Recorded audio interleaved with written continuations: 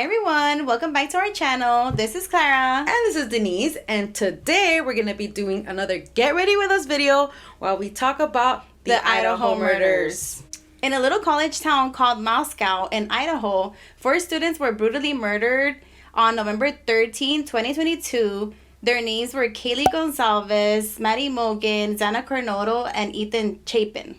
The 4 college students were living off campus at a house, and it was revealed that they were attacked with a large knife. They all had multiple stab wounds, and I believe Kaylee, right, was the one who had it like the worst, right? She had the worst. Yes. Ethan, one of the victims, was a guest over at the house because his girlfriend Zana is living there, so he was sleeping over.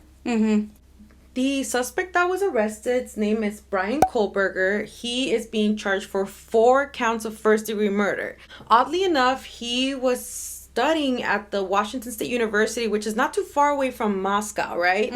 I think it's 13 miles or something. Yeah, I had heard something like 10, but I mean, it's pretty close. Yeah. He was studying to get his PhD in criminology and criminal justice. And actually, his DNA was found in the knife sheath. And I think the DNA that they were able to get to match it was his dad's when they were taking the trash out, right? Yeah, there had actually been reports where they were saying that he was actually wearing gloves to take out the trash. And he was actually throwing it all the way outside. So that's how they were able to collect the DNA, because they didn't even have to go inside the house to collect this. Right, they would have needed a warrant, right? His car was also seen about 12 times before the murder, and there was cell phone pings that were pointing him to the location around there before too. So it seemed like he was already kind of stalking them, if that's what it looks like to me. I think because they had said in the reports that it wasn't just a month before the murders. It was like months of it. So, I mean, he had been driving back and forth to that area. So, did they ever say what the connections or motive was yet? They haven't, right? They didn't say, but I know that a lot of people had tried to say that he might have been stalking Kaylee. And so the family of Kaylee had been kind of upset that they were saying that, because they didn't want them to think that it was her fault that everybody else was killed. If it seemed like he was already planning it already, wasn't he asking on Reddit for a thesis or something school-related? Questions to people who've already committed crimes about how they approach their victims and other weird questions like that? Yeah, that seemed kind of strange that those were actually found. So about 2 weeks before Bryan's arrest, he was actually seen on video footage where he was pulled over 2 times by police on his road trip from Washington to Pennsylvania. Yeah, I believe he was going for winter break back to Pennsylvania. I feel bad for the dad, because it seems like the dad, I don't think he has any idea at that point what's going on. I know. But if you look at Bryan's eyes, they look kind of creepy. They look like bigger and like lifeless, or like kind of scary. I don't know. Yeah. You know what? Okay, so I know that they had that footage, and in the footage, it did seem like the dad was trying to say, like, we're having this road trip because we're driving back from Washington to Pennsylvania. And Bryan just seemed like he wanted to be short with the answers, like, oh, we just went to get food or something, right? Yeah, right? because it kind of seemed like he was interrupting the dad or trying to make the sentence go faster. Yeah, he probably just didn't want to give too much detail of, like, what they were doing. So, because obviously cops don't know what you're doing. So you could just easily tell them, like, I'm getting the food. Yes. His family actually had said in a statement that they do feel bad for the victims and their families, but they're gonna promote the assumption of his innocence. And I guess that if someone in your family that you've known forever commits a murder like this, you're gonna want to assume they're innocent. Yeah, of course. Even if you kind of suspected, I mean, that's their son, which makes that whole thing sad, but once they present the evidence in court and all that, maybe their opinion will change and they'll be like, oh.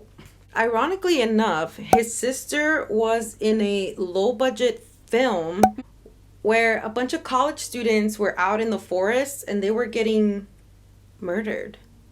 Yeah, that's a little crazy to me that actually kind of happened, right? With the situation with Bryan. I mean, obviously, right now he's still a suspect. There's still time for them to prove their case. A genetic genealogist was saying if Bryan is getting a PhD in criminal justice and criminology, he should be very well aware of a lot of the things that he's doing. You're going to get DNA somewhere. It's not just the DNA part. It's also, you're a criminal justice major. You should know that even like the video footage of your car going in like an area of multiple times in the past few months before a murder is probably going to make you look like a suspect. Yeah, the cell phone pings too. Mm-hmm. It could be a narcissistic part of him where he thinks he's the exception, that he's not going to get caught, that he's smarter than everybody, smarter than the law. Yeah, and I think it kind of happens with narcissistic people, that they kind of just think that they're not gonna get caught, or that they're gonna somehow talk their way into, no, I'm innocent. Mm-hmm. Right? But I mean, it did take a while, right, for him to get arrested. I mean, he was arrested December 2022 and the murders happened mid-November, so it did take like a month later, like a month and a half ish. Maybe by that point he kind of thought, okay, I didn't get caught, and then he's trying to cover his tracks. So Moscow is a small town where not a lot of crimes happen. It was speculated that their homicide department was not capable or experienced to handle a case of that magnitude. Yeah, which kind of makes sense. I mean, if it doesn't happen a lot. I think that's kind of what happened with the John Benet Ramsey. The team that was working on Christmas Eve, they weren't that experienced. They were like rookies or newbies. So obviously the scene of the crime was kind of mishandled because it wasn't run by people who have experience that know what to do. Yeah. And I mean, and it makes sense that they were speculating that, because if they don't have the experience, then they wouldn't know what to do or how to handle a case like this. So I think Kaylee's father felt like the police wasn't really doing their job, right? Because it took a while for them to actually arrest somebody. So he hired his own private investigator. Mm-hmm. Yeah, I remember. He just was getting impatient that the police wasn't giving them information, even though they were the family. They pretty much knew whatever we knew. So they ended up hiring that detective to help them speed up the process. It seems like the police is really keeping a lot of the stuff quiet. I mean, there is a gag order too, right? Where people that were involved in the crime or know something about the crime can't talk about it. So that's a more of a recent update for this case. So a little after the murders occurred, there had been a vigil where, all the parents spoke out about their kids, and Kaylee's dad had actually said that sadly, his daughter and Maddie Mogan had been best friends their entire life. So they had actually gone to high school together. They had gone to college together. And I know. And in the end, they died together. So heartbreaking to hear that. And he said, I think he felt comfort knowing that she was next to her best friend. He knew Maddie Mogan for her entire life. And so even Kaylee's siblings were really close to her. Yeah, so Maddie and Kaylee were very close. They were last seen together at a food truck right after they were at a bar, right? Mm-hmm. And I think the last time that Zaina was seen alive was when she was grabbing her DoorDash. But then she was also on TikTok like around 4:12 a.m. Yeah, I remember that. Authorities then started putting the puzzle together and released the information of the timeline. And so they said that the crimes could have occurred between like 4 and 4:25 in the morning. Which around that time was when they had also seen a white vehicle driving away from that area.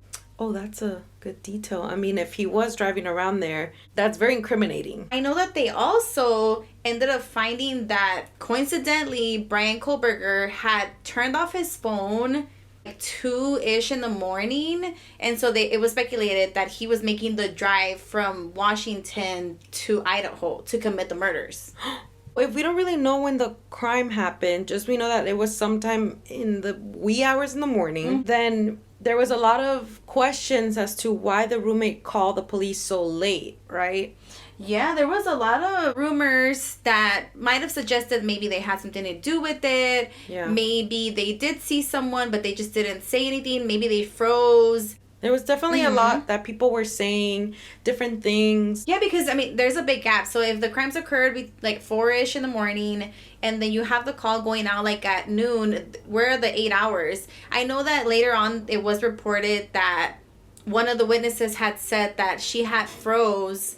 But, I mean, do you freeze for that long? I mean, we're not going to attack, these witnesses or anything, but it's just more like what happened in those 8 hours. Right. I think sometimes maybe when something like that happens, maybe she was wondering, like, was it someone that I didn't know? Or was it, like, maybe she didn't want to call the police for no reason because she didn't think it was a murder in the house. She just thought maybe someone was over. It makes sense because it was a college town. Yeah. So it made sense that somebody would be coming to your house, leaving in the middle of the night, because I'm sure that always kind of happened at that house. One of them had said that they had seen the figure coming towards them, right?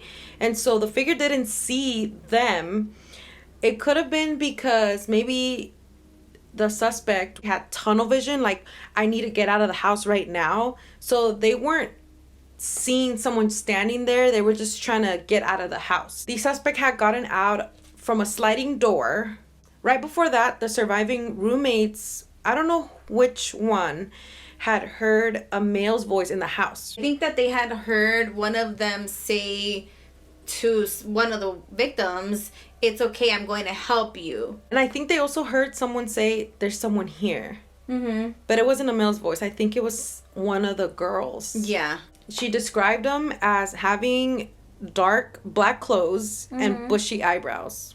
So now that they have a suspect, the fact that he had bushy eyebrows, it kind of makes sense because Bryan Kohberger does have bushy eyebrows. I think she said that he was around 5'10", which Bryan Kohberger is around 5'10", and she did say he was kind of like medium build, not that fit. Bryan is like that. So, I mean, the likelihood... The description fits. Yeah, it does. So there was a lot of speculation as to why the two roommates that survived were actually left alive. So there was, there was thoughts that maybe they would have heard something if they were in the same house. But then it was later said that the house was a 3-floor house and it had like multiple bedrooms, right? The first floor was actually the basement. The second floor is like the first level, like for us. Mm-hmm. Then there's a third floor, which is their second floor. I have to say, even I was wondering when I saw those reports, I was wondering, why didn't they hear something? Why wouldn't they call? But we don't know what they were going through. We don't know if they got scared. There was speculation also that maybe they were scared that they would come back for them. That's true. If he somehow got in, what makes you think he's not going to come back again? They're probably thinking, what if he did see me? He's going to try to come back and do it to me too. If the house was quiet, then they're gonna think, oh, maybe they're still asleep. If everybody goes to sleep late, they wake up late around 11:30ish to noon, then maybe that's when they went to go knock on the door and then notice no one was answering. And even if they're knocking super loud, they would know that they would wake up, but they didn't this time. No, they didn't hear any noise. They didn't hear anybody responding. So maybe that's when they were like, okay, we should call the cops now. We don't know the type of relationship that they had. Maybe the roommates were just like, okay, don't wake me up early or something. So they were used to not going to their rooms that early because they were, they had their like little rules. So what's gonna end up happening to the house? Did they say? I know that the latest information was that it was closed off because there was a lot of people going to do like TikTok dances in front of it. That's very disrespectful. They closed it off, and I know I had heard that there was like security around it. And before they did that, they had also returned the stuff to the families. They had returned like their vehicles, they had returned their belongings to the families. Sad for the police to just come and give you all this stuff knowing your daughter's never gonna come back or your son. And you know what? I think it's even sadder. I mean, not sadder, but maybe a little bit for the family of Ethan Chapin because he didn't actually live there. Yeah. So he was just a guest who happened to be there at the wrong time. Yeah, that's true. He was just sleeping over at his girlfriend's. A few months ago, I had seen footage of Kaylee. They had done a call where their house was being too loud. And so Kaylee was actually in the video where cops are knocking on their door, and she came out and she was very polite and very nice. It gave you a feel of who she was and how she was. She wasn't being rude at all. Yeah, she handled that very well.